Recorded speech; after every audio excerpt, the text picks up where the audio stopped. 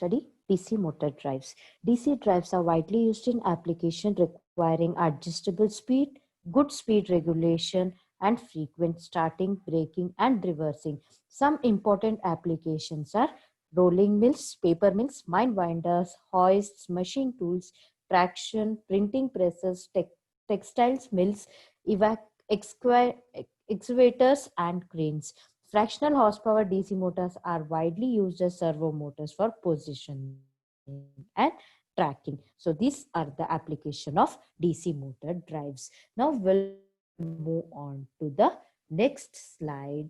That is, in this, we are going to see the control of DC motor drives. Mainly, we are going to concentrate on control of motor drives. In that, we are going to study single phase fully controlled rectifier control of DC separately excited motor, single phase half control, single phase full control, three phase full control, rectifier control of DC separately excited motor. So the picture where you see here is a single phase fully controlled rectifier control of DC separately excited motor. So here in single phase fully controlled rectifier control, in a cycle of source voltage, this is a source voltage Vs. In a cycle of source voltage, thyristors T1 and T3 are given gate signals from alpha to pi. When we see this waveform here from alpha to pi, this interval we call it as a first interval. Here thyristors T1 and T3 are on, and from pi to beta, pi plus alpha to 2 pi, this interval, that is thyristors 3 T3 and T2 and T4 are given the gate signal. When armature current does not flow continuously, the motor is said to operate in discontinuous condition. When current flows continuously, the conduction is said to be in continuous. Here we are going to study two cases, that is continuous conduction as well as discontinuous conduction. Here in first we will study regarding discontinuous conduction. In discontinuous conduction, we have two intervals, that is powering interval as well as the coasting interval. When you see the waveform, the interval between alpha to pi, we call it as a powering interval, and from pi to beta, we call it as a coasting interval or zero interval. So first we will study the discontinuous mode of operation. In discontinuous mode of operation, we will study powering mode. So first this is the circuit diagram regarding that, where motor is replaced by an equivalent circuit R, A, L, A, and E. If the field winding, if required, is provided with the controlled rectifier or the uncontrolled rectifier. As the name indicates, separately excited motor, armature is separately excited and field is separately excited. The Vs is the instantaneous value and it is given by Vn sine omega t. In discontinuous method, T1 and T2 is switched on for the positive half cycle and T3 and T4 are switched on for the negative half cycle. Current IA goes down to 0 before triggering of next thyristor is switched on. That angle we call it as a extinction angle beta. Here you can see this is the extinction angle beta. Here current will be to 0. So the output voltage will be rectified and output voltage will be same as that of the input voltage. This, the dark line which is represented, is the output voltage. This dotted line will be the input voltage, that is Vs is equal to Vm sin omega t. This is the back EMF here. Now we will see the what happens in the powering interval, what is the voltage and what is the current IA in that, and the speed torque relation also we are going to see in this case. So for discontinuous conduction, powering interval, VA will be equal to Vs. What is VA? VA is the drop across this VA is drop across RA. drop across LA and the E voltage, that is the back EMF. VA is given by drop across RA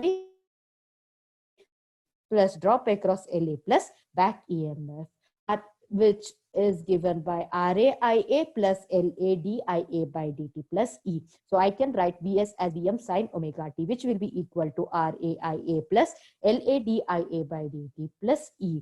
So this, solving this differential equation, we will get the value of IA. IA is solved for steady state as well as transient analysis. If it is solved for transient analysis, this T IA is given by Vm sine omega t minus theta minus E by Ra plus A into minus E power t by tau A.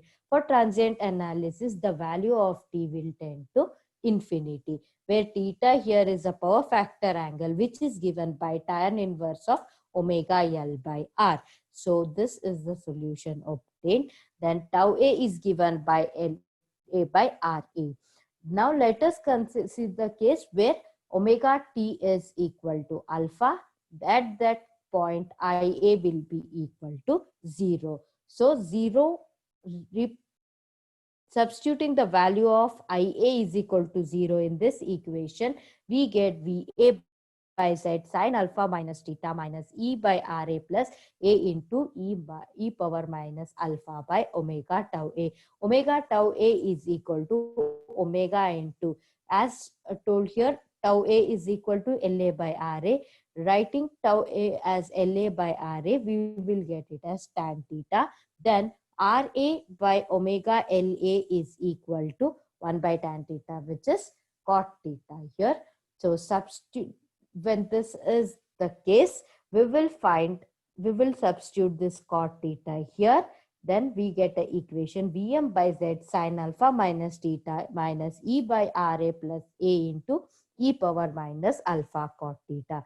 We will find the value of this constant A, which is given by A is equal to E by RA minus Vm by Z sine alpha minus theta into E power alpha cot theta. Substituting the value of A and the IA equation here substituting the value of A, we will get the value of IA as Vm by Z sine omega t minus theta minus E by RA plus E by RA minus Vm by Z sine alpha minus theta into E power minus omega t minus alpha into cot theta. Let us take this equation as 2. So this equation is for the interval from alpha to beta. This, now let us see what happens at omega t is equal to beta. When omega t is equal to beta, as said, the current will come to 0 at an angle. That angle we will denote it as an beta, which is the extinction angle. So at that point, IA will be equal to 0. Same, substituting in equation 2, the IA value as 0, you get a equation 0 is equal to Vm by Z sine beta minus theta minus E by RA plus E by RA minus Vm by Z sine alpha minus theta into E power minus beta minus alpha cot theta. So let us consider this equation as 3. So the value of beta can be found by various iterative methods. Let us first consider the value of beta initial case as pi plus theta. Then the final value can be calculated by using this equation 3 here, satisfying this equation. So since the armature voltage drop across the armature inductance due to DC component of armature current is 0, we can write VA is equal to E plus IARA. That is, the drop across the inductance LA into DIA by dt is considered as 0. Then VA and average armature voltage, here VA and IA are the voltages, armature voltage and current of the DC component. So the average voltage VA is given by 1 by pi integration alpha to beta Vm sine omega t d omega t plus integration beta to pi plus alpha e d omega of t. When this integral equation is solved, we get Vm into cos alpha minus cos beta plus pi plus alpha minus beta into e by pi. Armature current consists of a DC component Ia and harmonics. When flux is constant, only DC component produces a steady state torque. Harmonic produce alternating torque components, the value of which is 0. Therefore, omega m can be written as Vm cos alpha minus cos beta by k into beta minus alpha minus pi Ra by k square beta minus alpha into t. This is the torque and speed relation for discontinuous operation. Boundary between continuous and discontinuous operation is given for beta is equal to pi plus alpha. Here we have a critical value of speed here. The critical value of speed is given by omega c is equal to RAVM by ZK into sine alpha minus 5 into 1 plus e power minus cot phi divided by e power minus cot phi minus 1. This is the critical value of critical speed value. If the synchronous speed omega m is greater than this critical speed, the operation is discontinuous. If the synchronous speed omega m is less than the critical speed, the operation is continuous. This is the waveform, and here the condition for continuous and discontinuous operation can be decided by the value of omega m and omega mc. This is regarding the discontinuous operation. Now let us move on to continuous operation. In continuous operation, as current will not come to zero, as you can see in the waveform, current is not zero. This line represents the current. As current is not zero in this case, the analysis is not complicated when compared to discontinuous mode. Circuit diagram here. The average armature voltage is given by VA is equal to 1 by pi alpha 2 integration of alpha to pi plus alpha Vm sine omega t d omega t. When this integration is solved, we get an equation 2 Vm by pi cos alpha. Substituting this equation in VA is equal to RAIA plus E, we get the value for omega m. Omega m is given by 2 Vm by pi k cos alpha minus RAT by k whole square. This is the speed torque relation for continuous current operation. Now let us move on to the speed torque curve of single phase fully controlled rectifier for separately excited DC motor. Here when alpha is equal to 90 degree, we can say that no load speed is zero, current is continuous. At lower values of torque here, when at lower values of torque, there is a tendency of discontinuous operation. As the torque becomes smaller, current will be discontinuous and will have the operation in some other region. No load speed for discontinuous operation is given by omega m naught is equal to Vm by k. For continuous operation, if there is no discontinuous operation, then this part will be tossed off and the value is given by 2 Vm by pi k. So in continuous operation, the characteristics is the straight, as you can observe in the graph, the characteristics are the straight line almost parallel to each other. The speed regulation is good, but when current is discontinuous, the speed falls quickly and speed regulation is poor. There is a boundary between both operation. This boundary, as I have told before, is decided by omega m is equal to omega c. This boundary is decided by synchronous speed as well as the critical speed. This forms the operation regarding the continuous and discontinuous operation of single phase fully controlled rectifier for DC separately excited motor. So let us now see the operation, braking as well as the motoring operation. If the value of alpha in this case is continuously increasing, then it will enter a fourth quadrant. Therefore, first let us see what happens in fourth quadrant in braking condition. Back EMF is reversed if and only if speed is negative. Current is always into the motor because thyristor can supply current only in one direction. This action is braking because of the EMF as reversed. The motor is supplying energy to the motor is supplying energy to the supply, and this happens in fourth quadrant, that is when alpha is greater than 90 degree but less than 180 degree. Omega m, that is speed, is negative here. See, you can see this direction is reversed and the power is supplied back to the supply. Then next is the motoring action. Motoring action, it happens only in first quadrant when alpha is greater than 0 but less than 90 degree. The speed will be in one direction. Here speed as well as torque is positive and current can flow in only one direction. This is a normal operation of a motor. Here you can see this is a direction. Here power is fed from supply source to the motor. This is regarding the quadrant operation of single phase fully controlled rectifier for separately excited DC motor. Then this was for full phase. Now fully controlled. Now we will move on to half control. What happens in half control? Before that, there is a regenerative operation taking place in this case. That is, when alpha is greater than 90 degree but less than 180 degree, reverse regenerative operation will take place.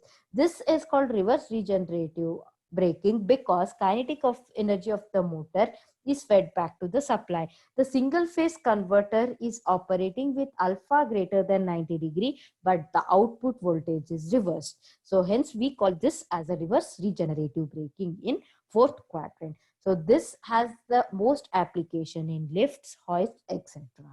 So next, that is the half controlled separately excited DC motor. In half controlled separately excited DC motor, this is the circuit diagram and this is the graph.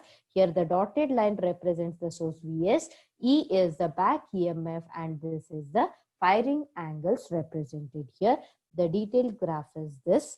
As in case of fully controlled field fed DC motor, here also it works in two cases, that is discontinuous current operation and continuous current operation. In discontinuous operation, we have three intervals here, that is from alpha to pi. This we call it as a duty interval, and pi to beta, we call this interval as the freewheeling interval, and at pi and at beta, we call this interval as a zero current interval or zero current interval. Or this interval, first let us consider from alpha to pi.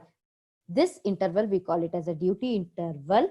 In duty interval, let us see what are the current as well as voltage.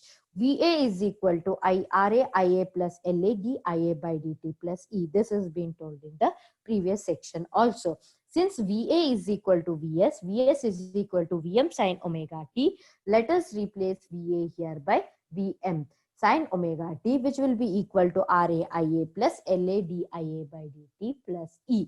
So solving this differential equation, we get the value of IA as Vm by Z sine omega t minus theta minus E by RA plus E by RA minus Vm by Z sine alpha minus theta E power minus omega t minus alpha cot theta. Let us consider this as a first equation.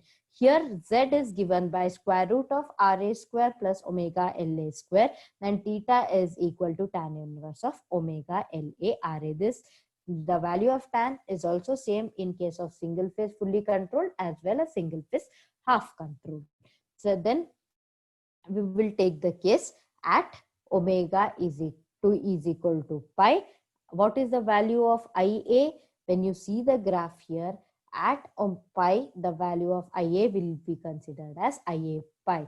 Now let us substitute the value of IA as IA pi, and we get the equation as IA pi is equal to Vm by Z sine pi minus theta minus E by RA plus E by RA minus Vm by Z sine alpha minus theta E power minus alpha cot theta. Let us consider this equation as equation 2. Now this completes the duty interval.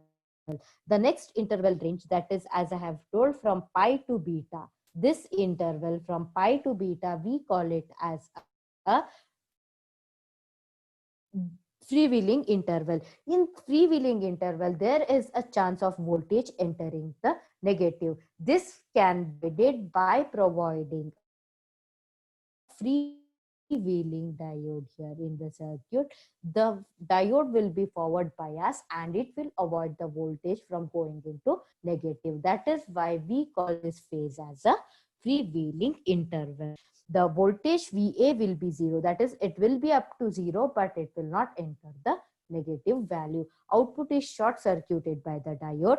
Then VA is equal to RA IA plus LA DIA by dt plus E. Substituting this value as equal to 0, we get the value IA as IA is equal to minus ERA plus A into E power minus omega t cot theta. Let us consider that as equation 3. Substituting IA as IA pi, as we all know, what happens is here from this to this interval, the value of IA will be equal to IA pi.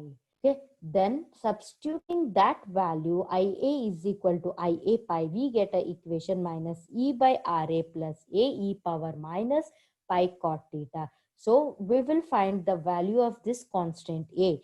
So we get the equation A is equal to IA pi plus E by RA with E power pi cot theta. This we will consider as equation 4. Then IA is equal to minus E by substituting the value of A in the equation 3, we will get as IA is equal to minus E by RA plus IA pi plus E by RA E power minus omega t minus pi cot theta. At the end of the freewheeling interval, IA will be equal to 0, not during the freewheeling interval. That is why we have found the value.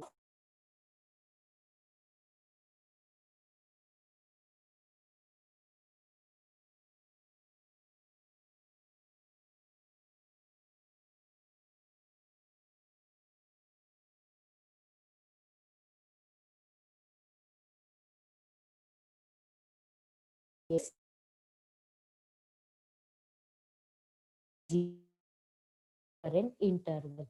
When you substitute 0 in the equation 5, we get minus E by RA plus IA pi plus E by RA E power minus beta minus pi cot theta. Then VA is equal to, this is the interval we will be getting at the 0 current interval. Now we need to find the value of voltage, average voltage. Beta can be solved iteratively from the equation 6. From this equation, then the average voltage VA is given by 1 by pi alpha to pi Vm sin omega t d omega t plus b integration beta to pi plus alpha e d omega t. When that integration is solved, we get 1 by pi Vm cos alpha plus 1 plus e into pi plus alpha minus beta. Let us consider this circuit where VA, RA, LA, IA, only armature circuit from the first figure. So then the value of VA here as LAE, we will consider it for the ideal case, LA will be equal, DIA by DT will be equal to 0. Hence LA into DIA by DT complete part will be 0. We will have only RA, then E, the current flowing here will be IA. The voltage drop across this complete circuit VA is given by RA IA plus E. Then substituting the value of VA, this as the value of VA, we get the equation E into pi plus alpha minus beta by pi plus 1, which will be equal to Vm 1 plus cos alpha by pi. Then substituting this as, when you substitute, when you take pi here, this pi and all will get cancelled. You get an equation E into beta minus beta plus alpha by pi, which will be equal to Vm 1 plus cos alpha by pi. We all know that torque is directly proportional to current. So when you remove the proportionality, we need to introduce some constant. That constant we will consider it as a k. Then from this equation, Ia will be equal to T by k. E into beta minus alpha by pi, which will be equal to Vm 1 plus cos alpha by pi minus RAT by k. Then k into omega m, will need to find out the speed torque relation. Then k into omega m, which will be equal to Vm 1 plus cos alpha by beta minus alpha minus RAT pi by k into beta minus alpha. Omega m is given by Vm 1 plus cos alpha by k beta minus alpha minus Ra into T pi by k square beta minus alpha. This is for the discontinuous condition, the speed torque relation. Now let us move on to the continuous current operation for half controlled single phase rectifier control of separately excited DC motor. This is the voltage Vs, this is the current, then this is a back EMF E represented. As we all know, the analysis in continuous current operation is very simple, as a current will not come to zero. Directly we will move on to what is the average voltage here. Average voltage VA is given by 1 by pi integration alpha to pi Vm sin omega t into d omega t. When the integration is solved, we will get Vm into 1 plus cos alpha by pi. So as we all know, continuous conduction operation happens for low values of speed. So we have VA is equal to RA IA plus E. Substituting the value of VA, we get the relation between speed and torque, that is omega m is equal to Vm 1 plus cos alpha by pi k minus T RA by k square. This is for the continuous operation. When comparing the speed torque curve in discontinuous and continuous conduction, we get this waveforms. In case of half control, VA can be negative and can operate in only one quadrant. No load speed for discontinuous conduction, that is between alpha from 0 to 90 degree, omega m naught is given by Vm by k. No load condition is possible when torque is equal to 0. This happens if and only if current is 0, because T is equal to phi into I. If current is 0, then total voltage will be equal to the back EMF. Let us see the motoring as well as the braking operation here. Here in motoring operation, voltage VA will be greater than 0, current IA will be greater than 0, speed will be positive, then power will be supplied from source to the motor as a regular motoring action. As you all can see the direction here, this is a regular motoring action. This happens in first quadrant. Now motoring option. Now we will see the braking operation. Here it is directly not possible to obtain. The back EMF has to be reversed. Regenerative braking is not possible. Here voltage is greater than 0, current is positive, but speed is negative, then power is also negative. In this case, back EMF can be reversed either by reversing the speed or the field, but power cannot be fed back to the supply. This type of braking is called as regenerative plugging. In case of half control regenerative braking, neither voltage nor current can be reversed. When the motor is braked electrically, the braking energy is wasted in the armature. This is the main drawback of half controlled single phase rectifier control for separately excited DC motor. This was regarding single phase, half control as well as full control rectifier for separately excited DC motor. Now we will move on to the three-phase control of separately excited DC motor. This is the circuit diagram. This is the waveform phasor diagram, and regarding this I'll be explaining.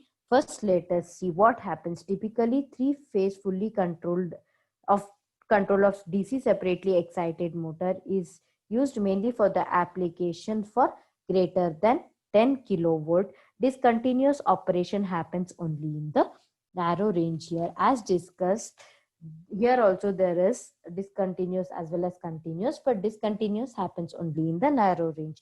The triggering angles are delayed from the instant of crossover. During first case, VAB is the maximum voltage. Let us consider VAB as a maximum voltage here. When alpha is triggered, this maximum voltage will be VAB. This is the waveform for VAB, that is this waveform for VAB. At instant 1, let us consider VAB as the maximum voltage. This portion will represent the maximum voltage at instant 1. Then net at instant 2, let us consider at instant 2 VAC, voltage VAC. Here this voltage, this part of the voltage here represented at instant 2, that will represent the voltage, maximum voltage at instant 2, and at instant 3 VBC. This will go on this way. There is a crossover between the line voltage, and one voltage is most positive voltage, and that pair of SCR will be forward biased. As you can see, when the voltage VCB is or maximum, T5 and T6 thyristor will switch on. When voltage VAB is switched on, when this part of the voltage is switched on, then the thyristor T1 and T6 will switch on. When VAC is maximum, T1 and T2 will switch on. When VBC is maximum, T2 and T3.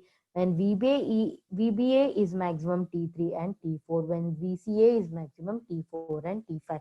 You all can see the green color represented here will represent the output voltage waveform in the end. When you see this part is the maximum voltage of each of the phases, but the green color will be the final output voltage waveform of three-phase fully controlled separately excited DC motor. This forms the explanation regarding the waveform and the circuit diagram. Now let us see what are the voltage equations and current equations here. So let us take the reference and delay the output voltage by alpha. In one cycle we get 6 ripples here. So ripple frequency of output voltage will be equal to 6F. F is the input supply frequency. The average output voltage VA is given by pi plus 3, integration of pi plus 3, pi by 3 plus alpha to 2 pi by 3 plus alpha Vm sin omega t d omega t to 1 by 2 pi by 6, which when this integration is solved, we get 3 Vm by pi cos pi by 3 plus alpha minus cos 2 pi by 3 alpha. Then VA is equal to 3 Vm by pi cos alpha by pi. Here Vm is the peak of the line voltage. The peak of Vm is represented by 2 VLL. So substituting this value here in the place of Vm, we get VA is equal to 3 root VLL by pi cos alpha, which will be equal to RAIA plus E. This is the equation regarding the three-phase fully controlled separately excited DC motor. This omega m, the speed torque relation is given by omega m is equal to 3 Vm by pi cos alpha by k minus TRA by k square.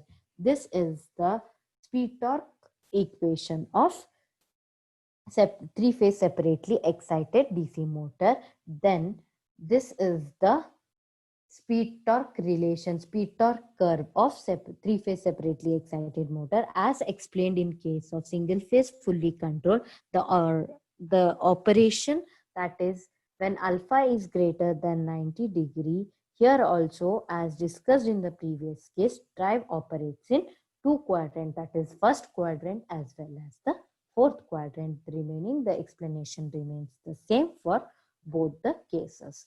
Thus, will conclude the control rectifier control of separately excited DC motors. Thank you.